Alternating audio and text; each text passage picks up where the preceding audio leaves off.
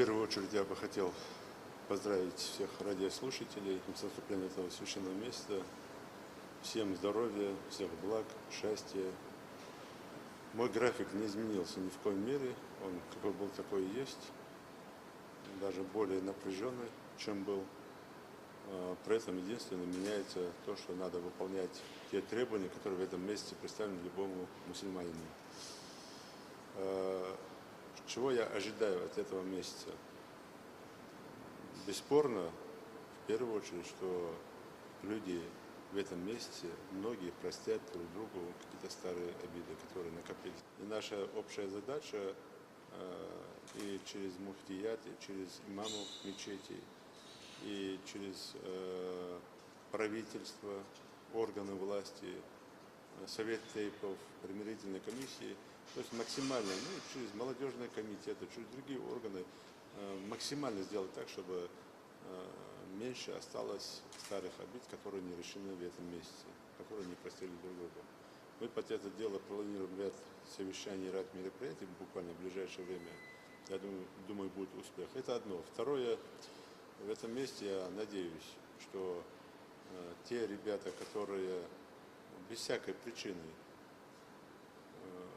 творят самое страшное зло, это убивают, взрывают, они прекратят свою деятельность.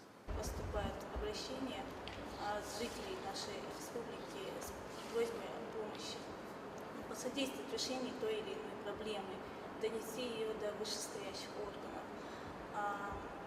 Они касаются самых разных тем. Примерно одно из таких обращений нам поступило от жителя сельского поселения Сурхахи Нальгиева. Он пишет, что престарелые люди, пользующиеся льготными лекарствами, не могут их приобрести, их никогда не бывает в аптеках. Я бы не сказал, что их никогда не бывает в аптеках. Есть время, когда их нет. Есть поступление этих лекарств, есть целая технология этого вопроса. И когда человек со своим рецептом приходит в ту же аптеку для получения этого лекарства, там, если его нет, то понятно, если по закону мы берем, тот же аптекарь берет этот рецепт, там, оформляет его, там, и в какой-то 10-дневный или в 15-дневный срок он обязан представить эти лекарства. Вопрос, у нас огромное количество возможностей людей обращаться по этому поводу.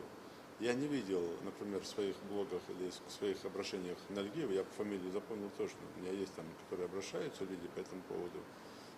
Но есть ряд других вещей, когда в лекарстве заложено одно название лекарства, а люди претендуют на импортные лекарства. Вот здесь, конечно, очень сложно убедить. Почему? Потому что государство выделяет на эти лекарства или там какие-то средства, но там нет импортных, к примеру, слишком дорогих, или тех, которые рекомендует врач, или тех, которые эти больные где-то услышали, что это вот лекарство именно поможет. И когда они настаивают на вот именно такие лекарства, здесь власть ничем не может помочь им, это уже понятно. Мы в этом году, у нас бой по лекарственному обеспечению. Почему? Потому что поздно провели тендера. Мы сейчас над этим работаем, над этой ошибкой Министерства здравоохранения. Надеюсь, что в ближайшее время мы эту ситуацию выправим. А конкретно по Нальгиеву, давайте я себя это отмечу и обязательно конкретно разберусь по его личному вопросу. Насколько поспособствует открытию туркластера и решению проблемы безработицы, и как будет осуществляться подготовка кадров для работы в данной сфере? Приехали 100 туристов, да? 100 туристов надо накормить. Мясо нужно, хлеб нужен, молоко нужно. Вот и смотрите, сколько малых индивидуальных предпринимателей в этом направлении. Хлебопекарня, там, мясомолочный комплекс, там, и пошло. Вот это все, это именно развитие, создание рабочих мест. И самая больная тема нашей республики – это развитие малого и среднего предпринимательства. Это основа и бюджета республики, это основа и создания рабочих мест, и занятости населения. И, конечно, здесь колоссальное количество рабочих мест. Мы довольно серьезно в этом выиграем. Я не беру про народные промыслы, не беру про семейные гостиницы, не беру про обслуживающий персонал, про все остальное. Это одно. Второе, по персоналу. Мы заключили соглашение по подготовке специалистов в этом направлении. Мы прорабатываем сейчас вопрос открытия здесь, на нашем государственном университете, через вот Московский государственный, открытие здесь социальный университет, не МГУ, а именно Московский государственный социальный университет. Открытие у нас в республике на базе государственного университета не факультета, а где-то одной или две группы именно по туристическому бизнесу. А там довольно серьезная тема, как менеджмент, так и обслуживание, другие сферы деятельности. Мы создали комитет по туризму отдельно, которого у нас не было в республике, он уже работает. Мы уже идем на то, чтобы создать туристическую фирму. Мы разрабатываем литературу, в том числе и карты, и маршруты туристические, и направления, и описание туристических объектов. То, чего даже мы уже сами забыли, не то, что там туристы других регионов, тоже мы уже сами забыли. Вот это все мы делаем. Ну и, конечно, я сразу подчеркиваю, мне хочется развитие туризма в Джейрасском районе сделать не бесспорно для любых жителей страны и мира, которые к нам должны приезжать, и мы должны их приветствовать. Почему? Потому что это деньги в республику, это экономика республики. А мне больше хочется все-таки, чтобы для наших жителей. Почему? Потому что у нас огромное количество, если брать процентом соотношения, наверное, процентов 80 населения равнинной части Ингушетии, которые не были в Джейрасском районе. Это удивительно, и это неправильно, это неправильно. И мы должны ценить свое. Мне очень хочется, у меня такая мечта, она есть, хорошая мечта, чтобы наши детишки, наши взрослые тоже катались на горных лыжах. И мы поэтому сегодня задача номер один до конца ноября, чтобы мы горнолыжную базу сделали именно для себя. Мы не зацикливаемся для каких-то просторов, именно для себя. Почему мы не можем? Почему везде могут, а мы не можем это делать? Какой будет программа, развлекательная программа в туристической зоне? Будет ли она соответствовать национальным особенностям местного населения? Конечно, колорит национальный должен присутствовать. Мы иногда боимся этих слов, развлекательных вещей, да, как принято говорить. Мы довольно уже серьезно отходим от наших национальных культур и обычаев и обрядов. В Джейрасском районе мы над этим делаем упор, в том числе, чтобы не было разлагающего общества. Да, будет закрытое помещение, где будет когда будет развиваться туризм, какие-то танцы, связанные с дискотеками, да, но не для жителей республики, а для гостей, для туристов. Это да, мы не можем это все отменять, это правила игры. Но показывать гостям свой национальный колорит и делать именно развлекательные вещи, программы делать именно национальных танцев, в том числе не только ансамбли, но и самих жителей, простых людей, это обязательно нам надо делать. Это одно. Второе, продвигать не только эту культуру как танцевальную, да, развлекательную, а культуру и другого содержания. Традиции, обычаи, гостеприимство, кухня и другие вещи в том числе. Помимо всего этого развлекательного, что мы еще подразумеваем, это различные виды экстрима. Это экстремальный вид туризма, это экстремальные виды спорта. Это довольно будет такие, вот берем тот же бои без правил, да, который мы провели. Это мощный стимул для молодежи в том числе, да, и вот такие же масштабные будут там проводиться и парашютные прыжки, и мотогонки, и параплан, и другие направления, рафтинг, тем же сплыв по воде. Вот такие направления, которые тоже мы хотим развивать там. Мы опять же берем опыт Египта, Турции в этих направлениях и смотрим, как у них это делается. Почему? Потому что это тоже, как бы, мы говорим, исламские республики, государства, как у них с учетом вот этих религиозных вещей, чтобы не обидеть верующих коренных, которые проживают, как это делается. И изучив, мы поняли, что есть закрытые территории, где это делают туристы.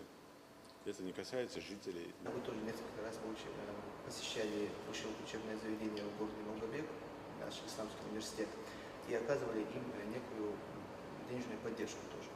Непосредственно мой вопрос будет заключаться в том, есть ли у вас планы в будущем поддерживать духовное образование в нашей республике? Малгобеку и станице Орджоникидзе мы не так оказываем помощь, как хотелось бы. Почему? Потому что сложность есть в бюджете. Во-первых, мы из бюджета не имеем права оказывать, во-вторых, есть другая тема. Но мы все равно это все вводим по линии Министерства национальности на тему, как правильно через бюджетный кодекс это провести и оказать помощь. Второе, мы все-таки рассчитываем, мы сейчас строим, вы знаете, такой комплекс духовного, нравственного, религиозного значения, комплекс здесь, в Магасе, и мы хотим туда все вывести. У нас будет один университет, мощный университет, а и Малгобек, и Орджоникидзе, это, скорее всего, станут как филиалы, не более того. Почему? Потому что для республики достаточно одного мощного, хорошего университета, мы знаем, по территории и по населению. Второе, я уже сейчас поручение дал, уже работать над проектом по открытию школы хафизов, что нам тоже достаточно здесь же в Магасе. Вот два этих направления нам достаточно для нашего населения, для нашей территории. И, конечно, мы будем делать упор. Но еще упор, конечно, бесспорно, это нарастить то, что мы сегодня делаем в школах. И муфтият мне по этому вопросу информирует меня, что достаточно того, что мы сейчас там делаем, если необходимость будет, будем наращивать в том, чтобы именно преподавание в школах, религиозное направление, оно тоже отвечало бы не только религиозной составляющей, но и нашим адатам.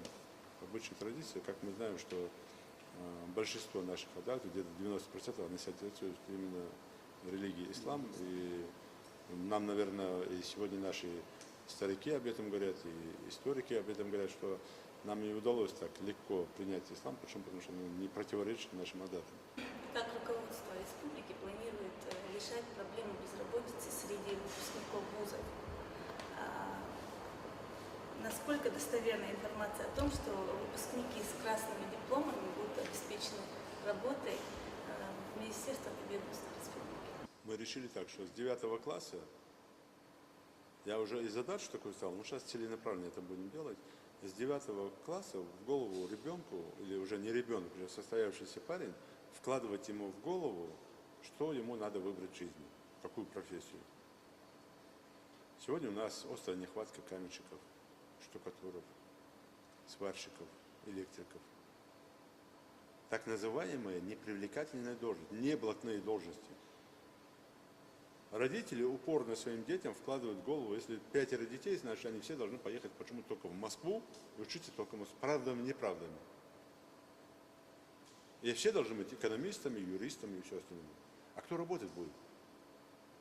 И мы это вкладываем в голову всем. И хотим вкладывать в голову, чтобы у человека был приоритет. Выбирай себе профессию. И то, что мы сегодня проговорили, еще показывать тех. Брошюры делать, книжки делать, показывать тех. Вот он штукатур, он зарабатывает в месяц там 50 тысяч. А вот он стоит Аболтес, который закончил экономический вуз в Москве, не учился, бегал где-то, диплом имеет, но при этом без копейки дома сидит и жалуется, что у него работы нет. Вот выбирайте себе. Хосагю али вали, дизел би вали, хатихин ваху вали, хану ваху вали, хай ахча хашта ваха бизн были. Вот в этом случае выбирать приоритеты. Или получать, закончить среднетехнический вуз, или СУЗ, так мы говорим, да? Быть специалистом, зарабатывать 30, 40, 50 тысяч рублей, жить и машину купить, все по своим силам. Или же закончить то, что тебе не по плечам, из Грузии это взять, и с этим грузом бегать, жаловаться, дайте мне денег. Мы это хотим делать. Второе, я объявил, мы сейчас посчитали, у нас где-то, вот смотрите, 370 экономистов в этом году выпускается. Мы не берем других, вот экономистов берем, 370 экономистов. Свободных должностей по экономике, я думаю, штук 20 наберем. А куда остальных 350 мы денем? Мне надо всех экономистов уволить и этих построить на работу? Вы выбирали вуз, надо было понимать, куда вы идете. Я же силой никого не толкал. Я обязан обеспечить работу. Идите на стройки, не хотят на стройку уйти. Посмотрите по всей Москве или в Санкт-Петербурге, на рынке зайдите, 90% стоят с высшим образованием, торгуют шмотками. Почему? Потому что выбирали профессии не по плечу, не по должностям. Или же те профессии, которые они закончили, вузы, заводы, промышленность вся провалилась и стали невостребованы. По краснодипломникам. Во-первых, мы создали, я вчера поставил председателю правительства задачу, мы сделаем сейчас комиссию. Все, кто получили красный диплом в республике, будут проверены. полностью проверена аттестация будет. Почему? Потому что много разговоров, как они их получают. Все, которые получили красные дипломы в других вузах, в регионах России, а я там знаю, что более предвзятые отношения, они все будут трудоустроены. Почему я так хочу? Потому что у нас получается так, бездельника, двоечника, это тоже имеет место быть. Родственники устраивают, и потом же родственника устраивают еще на работу. Он и в учебу попал, и потом возвращается, и как в сказке попадает и на работу. И при этом получается огромный провал в работе самой, профессионализме. Мы в этом году запретили, только через правительство это будет делать, запретили всем министерствам, завтра это указание, я сегодня вечером еще отдам, завтра еще это указание будет отдано, принимать на работу студентов без согласования с правительством. Не будет ни одного родственника, это я сразу гарантирую. Мы сейчас посмотрим, как их устроить на работу. Ну так, чтобы они соответствовали. Но в первую очередь, конечно, вот те, которые получили образование. Для меня странно, как девушка, закончившая там юридический факультет на красный диплом там, в Москве, не может в Ингушетии найти работу. Ну, не могла она в Москве учиться плохо и получить красный диплом. Здесь, знаете, в республике я тоже, когда посещаю многие места, я вот уже троих уже на примете у меня. Одну девушку я даже дал команду взять сюда, Тамара Хашигульгу, я до сих пор ее помню, сюда на работу. Почему? Потому что и по разговору, и по пониманию, и по знанию вопроса, она юрист, она знает, она училась, она не посещала, она училась, видно по ней. У меня вот три таких, которых я сам даже вот увидел, да, пока ездил, пока смотрел, тоже сдал команду на работу взять. Поэтому то, что вот слухи ходят, что красный дипломник, это правда, но не наших, которые до сих пор, мы их будем проверять. Если подтвердят они свое звание, то они тоже будут трудоустроены обязательно. Вот насчет нашего исламского центра, на какой стадии у нас данный проект развития и что мешает активной реализации данного проекта? Общая сумма, которая собрана на этот проект, где-то порядка свыше 170 миллионов рублей. 170 миллионов. Опять же, надо подчеркнуть, что большинство этих средств, это жители многие вкладывают, но не оперативно. Я тоже понимаю прекрасно настроение людей. Сейчас, как только начнется строительство масштабное, народ пойдет деньги сдавать туда. Все пока ждут. Почему? Потому что ко мне многие обращаются, знаете, в 98 году какие деньги собирали и не построили мечеть, а там хорошую сумму собрали. И сейчас вроде собирают. Мы поэтому и фонд открыли такого хорошего, не в частную лавочку, а фонд.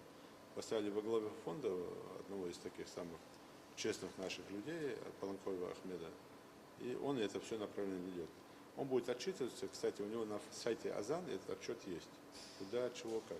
Сегодня израсходовано на все вот вещи, и на оборудование, и на начальные работы, и на проект, на все, ну, порядка 140 миллионов рублей израсходовано. Оставшаяся сумма, на нее сейчас работа идет. Мы планируем в ближайшее время пополнять этот фонд. Есть у нас источники, которые будут пополнять этот фонд. И подчеркиваю, это не бюджетные средства, не бюджетные. И здесь задача, мы планируем к концу 2013 года уже купола самой мечети уже завершить. Минареты, купола самой мечети. Здесь мы параллельно ищем инвесторов, жителей нашей республики, не только жителей, кто готов поработать. И мы готовы отдать инвесторам, и мы сейчас работу эту ведем. Кто хочет взять на себя, там же комплексы будут, и духовный центр мусульман, то есть у нас там будет уже муфтият в этом месте, там же будет университет исламский, там же будет гостиница, там же будут халяльные магазины и исламская одежда магазин. То есть все в комплексе там будет. Парковая зона вся будет, это бюджетное средство. Мы ее тоже со следующего года начнем делать. А остальное мы и тоже ищем инвесторов, которые могли бы взять на себя каждый вот этот объект и построить. Пока есть ряд наших жителей, граждан республики, которые за пределами республики находятся, готовы в этом вопросе поработать. Одной из актуальных проблем в Ингушетии остается отсутствие пандусов для этой вида или несоответствие их санитарным требованиям. Ведется ли руководство какая-то работа в этом? Если вы заметили, даже в Магасе, центральный, вот где я проходил, там уже сделаны даже вместе бордюров сделаны такие типа пандусов.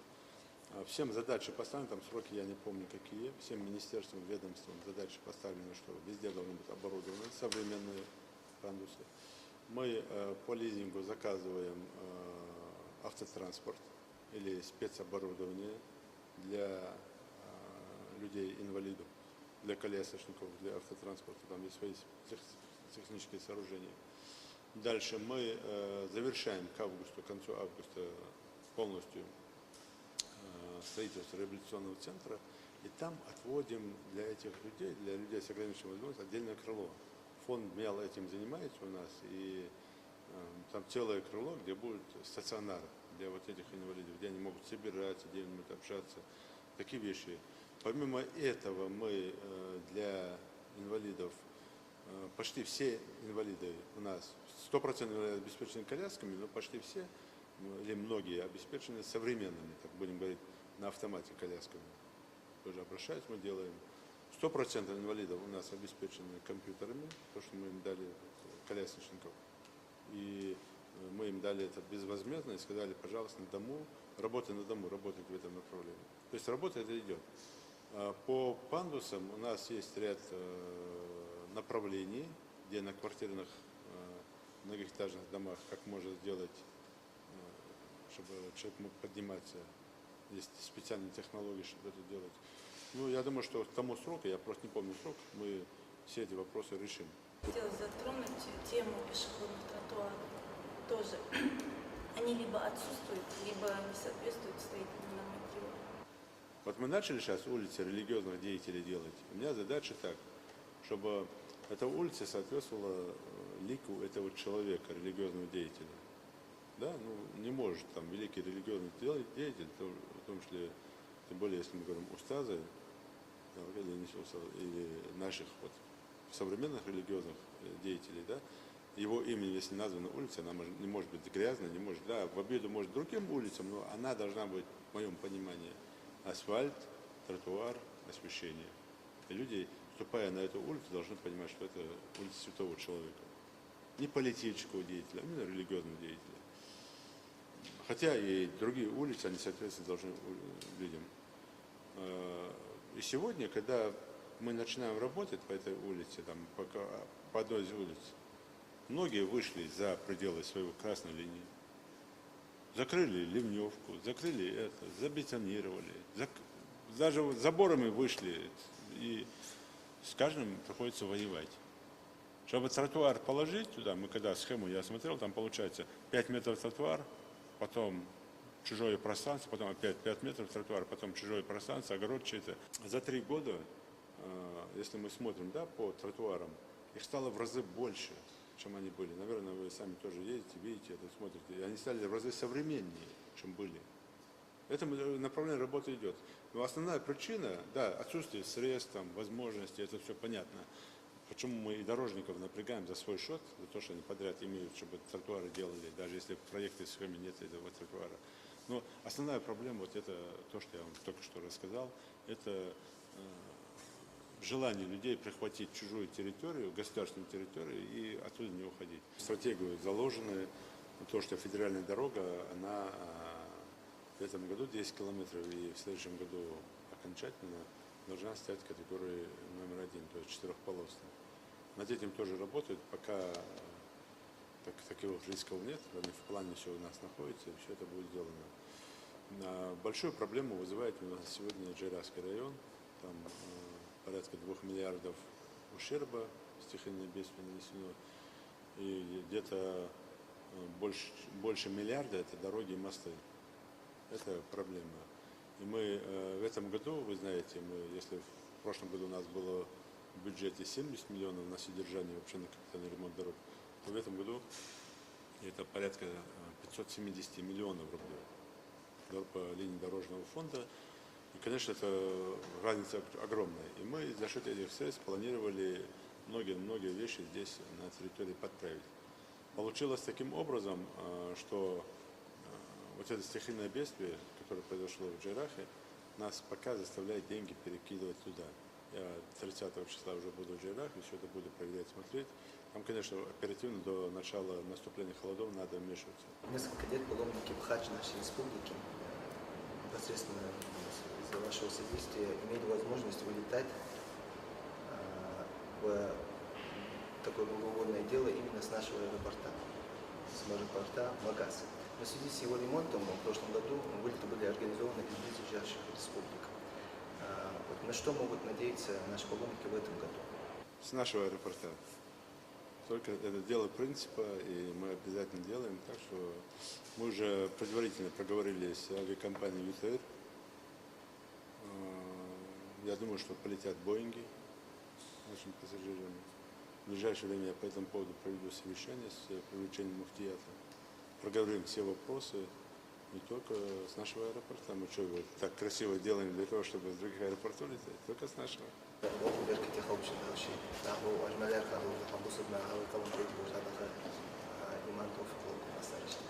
Амин. Ваймасны дал барца болыш, у бехту безыш бехта барца болыш, вайн ряза долыш, хэнал дадах дал низлом, масны дал яхши